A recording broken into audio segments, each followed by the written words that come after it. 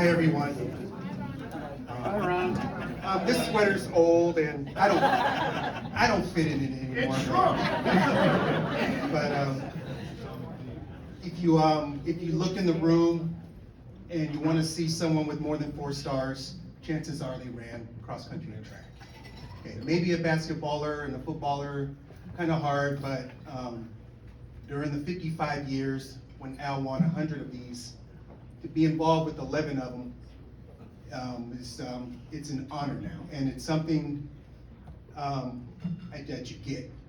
I'm about to start my 2nd year coaching high school track out in Doherty.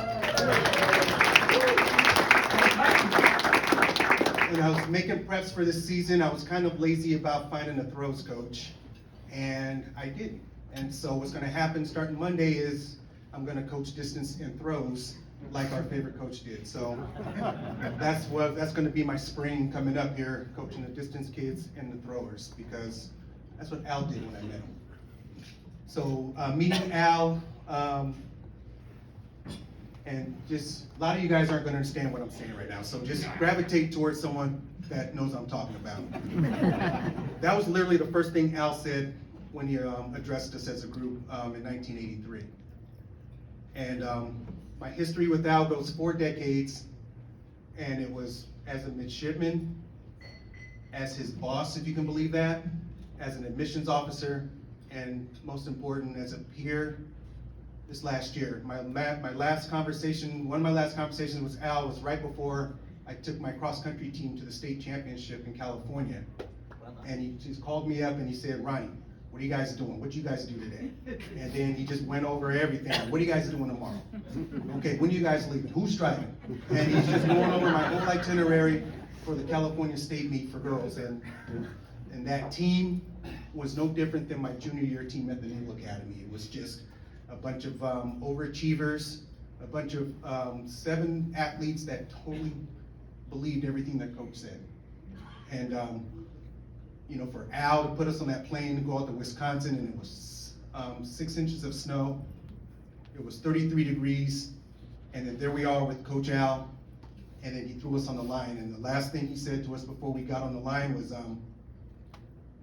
whatever it is that you find holy, whatever it is that you believe in, you need to draw upon that right now. And then I'll see you guys in 6 miles.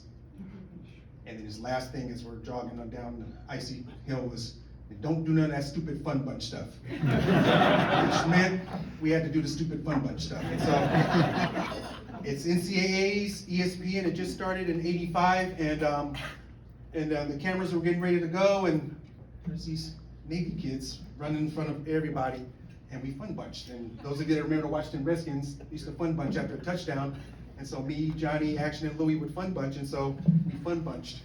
And so because of that, here comes Harvard, they had to fun bunch. Dartmouth had to come out. North Carolina State had to come out. So the whole race was delayed for about 8 minutes so everybody could fun bunch because of us. And it was just, the genesis of that was us doing what Al told us not to do. And then you fast forward to 1996, and there I am in Belgium. All I had to do was run 64 point for 12 and a half laps, and I'd get to run in Atlanta. That's fine. So I'm running 64 point. And there I am, and right in front of me are 3 Kenyans, a couple Europeans, and a few other guys. And so, forget the 64 point, Al comes into me and he goes, why are you running if you're not going to win the race? So I swing wide, I do some crazy stuff to try to win the race, because the one thing Al hated was Harry high school kick in at the end, look cool stuff. Had I done the Harry high school kick in at the end, I probably would have run the standard. However, I went for the win.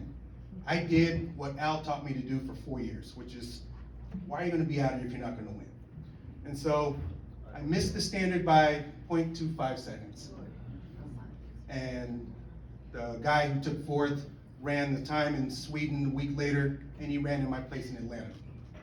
I get all the way back, and you would think I would blame Al, but I told Al, Al was a beautiful thing. I PR'd by 11 seconds, and we were out there rolling, and I got up in there, and then I died at the last 200, but you would like it, Al. And Al's looking at me, and he's with his Olympic teammate, Charlie Jenkins, and they both looked at me, and he goes, when the question was asked, who are the 3 best in this country for 5,000 meters, what was your answer?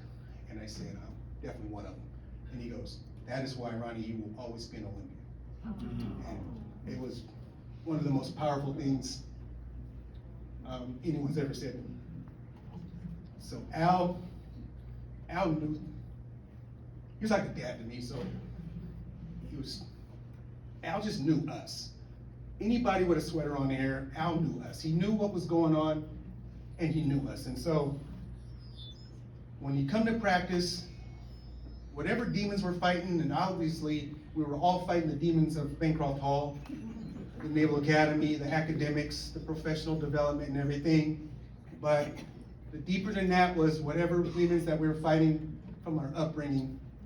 And Al knew it. He knew how to communicate with us, and he knew how to push the buttons to get us, at the end of the day, to look at ourselves in the mirror and ask ourselves the question, did you use all the gifts that were given to you to do as well as you possibly could?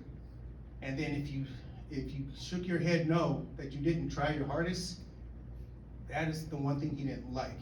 Al was a big fan of overachieving. And there are a lot of overachievers in this room, a lot. And we did stuff that we had no business doing, all of us in there. And now we're doing stuff for our firms, our companies, our families that, and I'm saying normal mortals just can't do, just because of how we reacted to Coach Al. And when I called Karen to let her know I was coming out for the Navy Cornell pin meet, hey, I got 2 of my high school athletes that are gonna be jumping, so I'm gonna come out, I wanna take your dad to lunch. And Karen gave me the bad news. She said, he's probably not gonna be able to do it. And then the week of my travels here, Al said goodbye in typical Al fashion, because Al was about me watching my athletes at the next level, making sure that my job was done with them. Al always wanted to make sure that everything was fine with us, even after we were done running for him.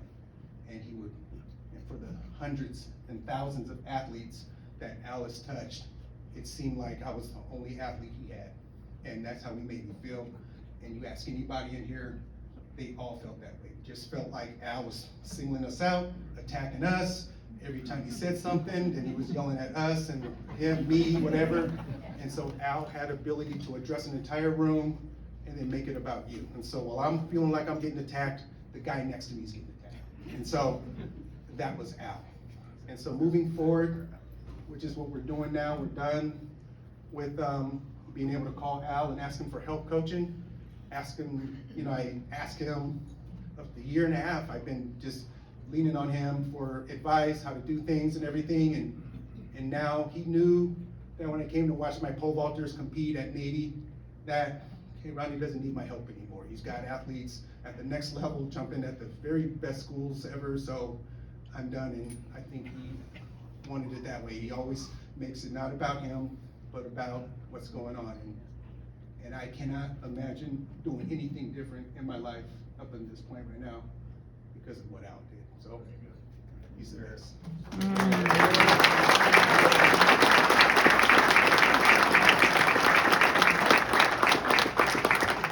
Ladies and gentlemen, there's a secret underground thread going around, a text group, and some emails that go around.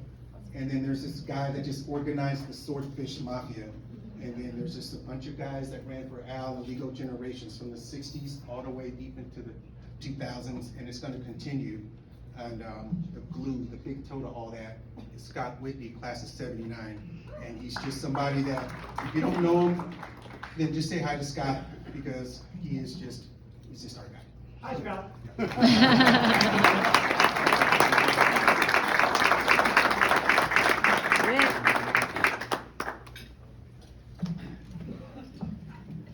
So a lot of folks in this room learned a lot of life lessons over the years from Al Cantello. Apparently one I never learned was never agree to follow Ronnie Harris in a speaking engagement. So I ran track and cross country for Al and for Coach Jim Doherty for 4 years. And with Ronnie and me, you're getting two opposite ends of the spectrum. With Ronnie, you get one of the most talented, most accomplished athletes to ever run for Al Cantello. And with me, you get one of the least talented, least accomplished athletes to ever run for Al Cantello. And Al had a lot of quips. The quip he would have used for me, and maybe did, was if Scott entered a race against a pregnant lady, he would probably finish third. And I know some of you out there who knew me back then are whispering to each other, he's not just saying that to be humble. Well, over the years, a lot of folks have used a lot of terms to try to describe Al Cantello. Force of nature, world's greatest competitor in the javelin, Hall of Fame coach. I think of him as a Renaissance man who never forgot his blue-collar Philadelphia roots. One thing's for certain, he was an interesting person, and time spent with him was never boring. As Navy Athletic Director Chet Gladchuk remarked, everyone who knows Al has an Al Cantello story, and those stories will endure forever. In a phone call I had with one of my classmates who ran for Al, Mark Stevenson, earlier this week, we discussed the fact that while Al was an interesting person in his own right, he also knew a lot of other very interesting people. When we were midshipmen, we were impressed with the people he knew in the running world, folks like Bill Swires, Arthur Lydiard, Kenny Moore, Gabe Merkin, Al Order. But he also knew some pretty interesting folks beyond the world of distance running and track and field. But Al was never a name dropper. It just wasn't his nature. But it seemed like no matter where we went, Al knew someone. So we used to tell a joke, and I botched it up a few times, and Mark Doherty was trying to fix it for me. But the joke was, I was on vacation last year in Rome, and I happened to be walking by the Vatican, and the gates were open. And it looked like a crowd was gathering, so I went in, and I looked up, and on a third floor balcony, there were 3 or 4 people walking out on the balcony. And I couldn't quite make out who they were, so I turned to the tourist next to me and I said, who is that up there on the balcony? And he said, you mean the guy in the white pointy hat standing next to Al Cantello? About 15 years ago, I was doing business in Dublin, and an organization from the US called the State Legislative Leaders Foundation was in Ireland for a week, meeting with Dublin, with Irish elected officials and learning about the Irish system of government. And my company, at the end of the week, they had a gala dinner, and my company was a sponsor of the dinner, so I got an invitation. These were folks who were Senate majority leaders, minority leaders, House speakers from various states across the US. And toward the end of the dinner, while dessert was being served, a woman came over to our table, and I stood up, and she introduced herself and told us she was from Maryland. So I said, well, I went to college in Maryland. And she said, oh, are you a University of Maryland graduate? And I said, no, the Naval Academy. And she said, and my son Tim is a midshipman there now. So she said, oh, you have to come over to our table and meet my husband. We live in Annapolis. So I went over, and during the introduction, this gentleman told me his name was Mike Bush, and he was the current Speaker of the House of Maryland. And he asked me, did either you or your son participate in any sports at the Naval Academy? And I said we were both track and cross country runners, and he immediately said, oh, you must know my good friend Al Cantello. We're in Dublin, Ireland. You know, you might expect that in Italy or the outskirts of Philadelphia. So when I got home, I called Al and told him about it, and all Al could do was just go on and on about what a great guy Mike Bush was, not how important Al was because he knew the Speaker of the House. And I'd known Al for a long time. I had no idea that one of his best friends was the longest serving Speaker of the House of the state of Maryland. So a few years later, Al found out I was running a company based in Green Bay, Wisconsin. And he introduced me to his friend, Ron Wolf, who had been the general manager of the Green Bay Packers. And Ron was a hero among Packers fans, I found out. because he drafted Brett Favre. He traded for Brett Favre when Brett Favre was a backup quarterback with Atlanta. He signed Reggie White to a free agent contract. He hired coach Mike Holmgren, and they won a Super Bowl. So a couple of years later, it was announced that Ron was being inducted into the Pro Football Hall of Fame. So I called Al and asked him if he wanted to go. And he said, well, I got an invitation from Ron to be part of his VIP guest group, but I don't think I can make it. And I said, why not? He said, well, I don't think I can drive. Al was 85 years old, I think at the time, maybe 86. And he said, I don't think I can drive all the way to Canton. And I said, well, can you get to Pittsburgh? And he said, sure. So he drove from Annapolis to Pittsburgh. He parked his car in my office parking lot, and we did a 3-day road trip to Canton, Ohio. Wow. So you can imagine what that was like, 3 days. I'm going to steal a line from Chris Paul. It's like driving Miss Daisy. In some ways. So, you know, as I said before, Al was never a name dropper. But we left the hotel we stayed in the first night, and we were headed for Canton, and he must have been feeling a little mischievous. Because on the drive, he said, Scott, I'm going to make a bet with you that when we get to the Hall of Fame, we're going to meet somebody that I know before we meet somebody that you only know of. So we're walking around the grounds, and I'd never been to a Hall of Fame induction, but there were 8 folks being inducted that year. And the way they do it is when it's time to go into this football stadium where they do the induction, they gather the VIP guests of the inductees, and they do like a parade along a cordoned off area. So, you know, Al being Al, he managed to sneak me into the VIP section so I could walk in the parade with him. And Al was wearing an old faded gold jacket that was a sports coat that was very similar to the jackets they give the inductees. like the green Masters golf tournament jacket. So everybody thought Al was an inductee from the 1960s. So we're walking along by the concession stand, and where some of the fans, the general admission fans, and I had bought a general admission ticket, but because I was with Al, he talked me into the VIP section. We're walking along, and remember, Al and I have this bet about who we're gonna meet first. And all of a sudden we hear somebody yell, Scott! Scott Whitney! And Al turns and goes, what the hell? Is that guy yelling your name? Well, what Al hadn't counted on, you know, my company was in Pittsburgh, and Jerome Bettis was an inductee that year. Pittsburgh's only a 2-hour drive from Canton, so half the stadium was filled with Pittsburgh fans. So we shake hands with Mike Remble, who was my vice president of facility maintenance. Not 15 seconds later, we hear a voice yell, Al! Al Cantello! It was Coach Bobby Ross, former head coach of the Chargers, former head coach of Army, Georgia Tech, University of Maryland, and he climbed over the barrier to shake hands with Al.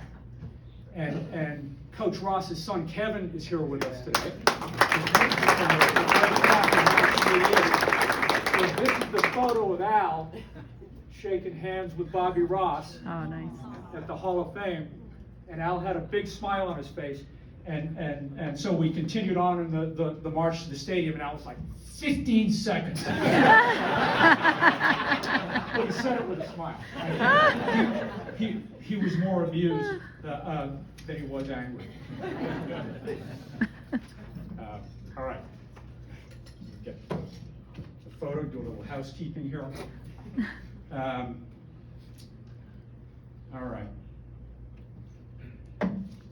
Skipped over a couple of pages. No, I mean, I already said what I had on Kevin Ross, Bobby Ross's son. Okay. So, as I was putting together for my notes for these remarks, I was thinking about the fact that if you were a distance runner at Navy, and many of you ran for Coach Cantello all 3 athletic seasons each year, you spent about 3 hours a day, Monday through Friday, at practice with your coach and your teammates. Then you spent weekends with them at meet, sometimes for the whole weekend, if it was an away meet. So we probably spent more actual time in person, live interactive time with our teammates than almost anyone else in our lives. other than maybe our spouses. Al used to tell us when we were midshipmen, 20 or 30 years from now, you'll look back on these days and you'll say you'd give anything to be back on the Navy cross-country bus heading for a competition on the cross-country course.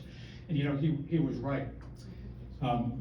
Luis Molina, a former Navy cross-country captain, said in the video that the Athletic Association put together for Al's retirement, said Al was the foundation of the cross-country team, and I think that's really true. Al was the heart and soul of the team, and for a lot of folks on the track team too. So, you know, maybe the greatest gift, Al's greatest gift of all, was that he brought us all together. And I'm guessing many of the bonds of friendship that are shared by folks in this room today wouldn't exist if anybody but Al had been the track and cross country coach all those years. Steve Cooksey is here today with us.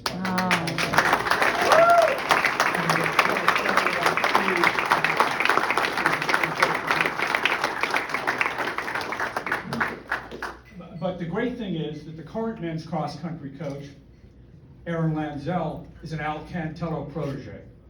So the spirit of Coach Al Cantello and the ties that bind us live on through Aaron.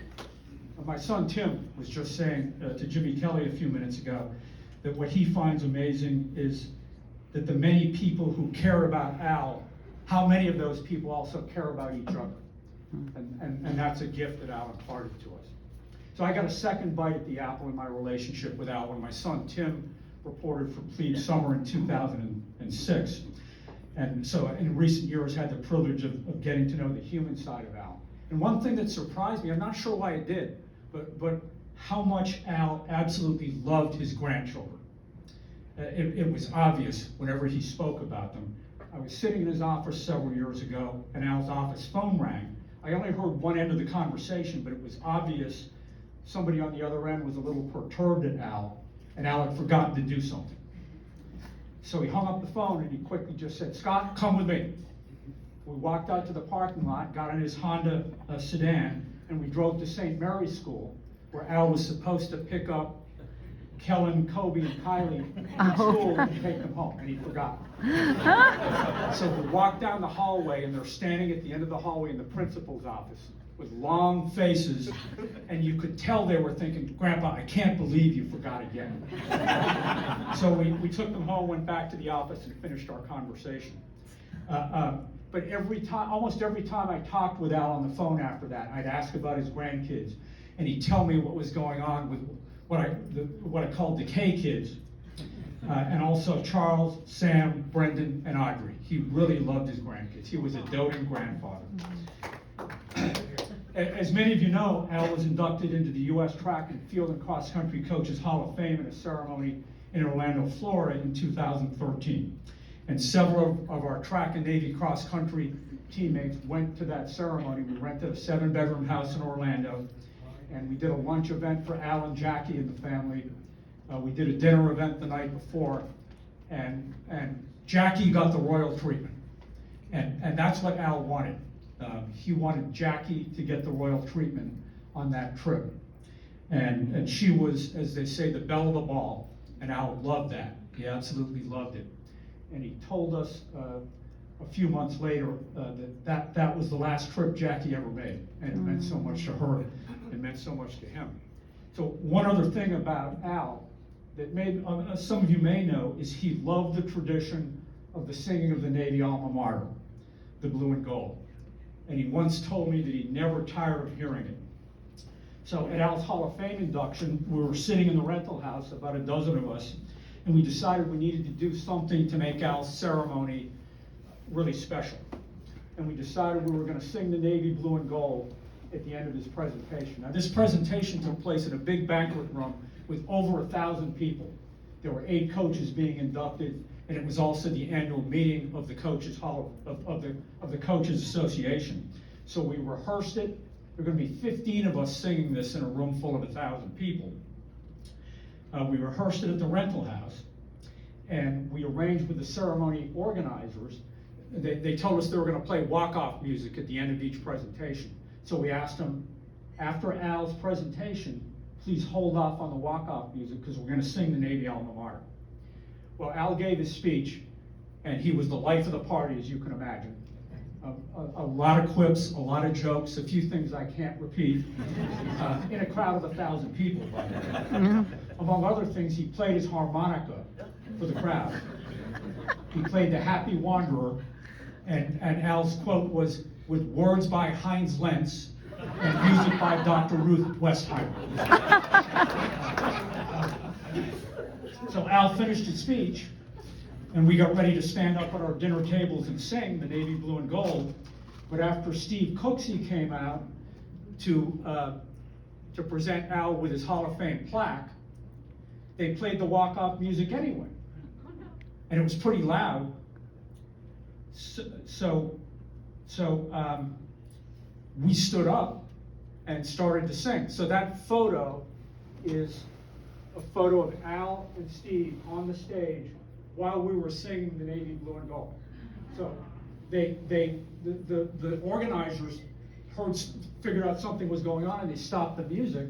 Al and Steve recognized it as Navy Blue and Gold, immediately came to attention, stopped walking off the stage, stood on the front of the stage, and we sang the Navy Blue and Gold. And at the end, Al yelled, "Beat Army!"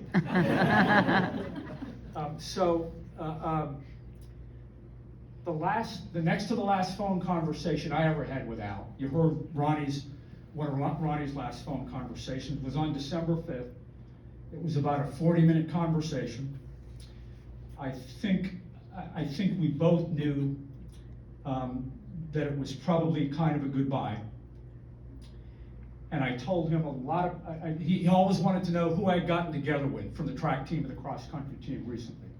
And he wanted to know about them, their wives, their families, their kids. Not how fast did they run in 1983, but what are they? They're just such great people. And we'd go through the list, and he'd make comments about each person. And I told him, Al, I said, whenever we get together, we talk about you. And as Chet Gladstruck said, we have Al Cantello stories. And I told him, and we'll be telling those Al Cantello stories for a long time.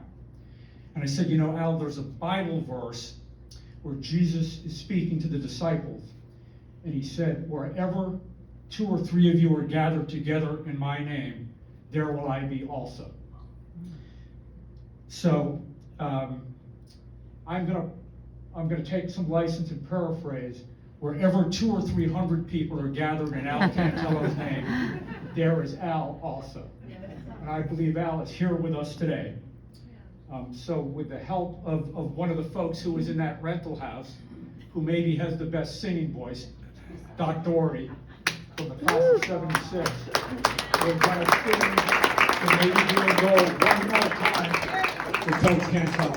And Doc, I want you to tell us what Al used to say to you. I will. Thanks, Peter. Hi, everybody. Glad to be here. Before I lead us into singing of Navy Blue and Gold, as Whit said, we all have our stories. I have a short one I want to share with you very quickly. In 1972, when I was a plebe on the cross-country team, we were traveling to West Point to run against Army. And when we got there, we went out to go for a jog of the course and to get to know it a little bit more. And I saw something as an 18-year-old plebe that I had never seen before. There, scattered among the hills and on the straightaways and the particularly difficult parts of the course, I saw these guys that were standing out there. And they all had on these navy blue sweaters with the gold ends and the gold stars, and it dawned on me who they were.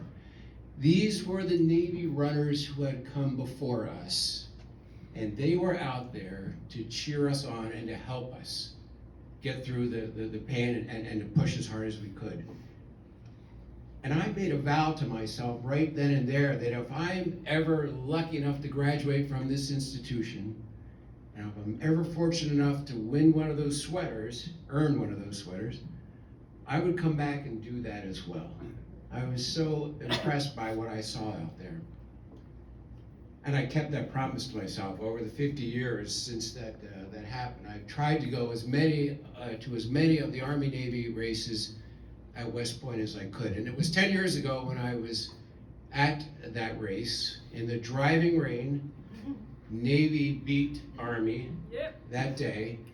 And I was saying goodbyes underneath a bit of a canopy at the finish line, and I couldn't find, I was saying goodbye to everybody except Al, who I couldn't find. I didn't know where he was. So I started running back down that fairway that goes along the road there where my car was parked. And as I'm running, all of a sudden I hear, Doc Doherty. And I look over my shoulder, and there's Al. He's standing out in the middle of the fairway in the driving rain under an umbrella. And I run over to him, and he holds the umbrella out to me. I get under, and he does what we've seen Al Cantello do so many times, who understands silence. He didn't say anything to me for a minute. He just turned and looked out across the fairway. Eventually, he turned back to me, and he said, "How long did it take you to drive here today?" I had no idea where he was going with that. He looked at me, he turned back again and looked out across the fairway. And after an even longer period of time, he turned back to me, he looked at me directly, and he said these words: "During the bus ride back to Annapolis this evening, I will consider whether I'm worthy of your loyalty and support." I had no words. I just looked at him. I shook his hand. I congratulated him on the win today.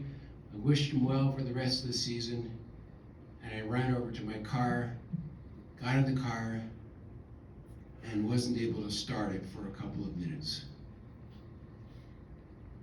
I finally looked over my shoulder to see where Al was, but he was gone. I started the car and drove off into the rain. But it was a moment I'll never forget, and I wanted to share that.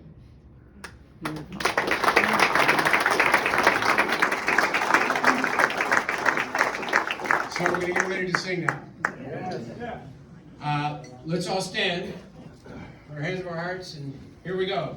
I wanted to, what Doc told me was, every time he'd see Al on the cross-country course, I would say, "Doc, get the boys together and sing the Navy Blue and Gold." Get the boys and girls together and sing. Here we go. Now college journeys from sea to sea, they sing of colors true, but who has better right than we to hoist a symbol hue? For sailors brave in battle fair, since fighting days of old, have proved the sailor's right to wear the navy blue and gold.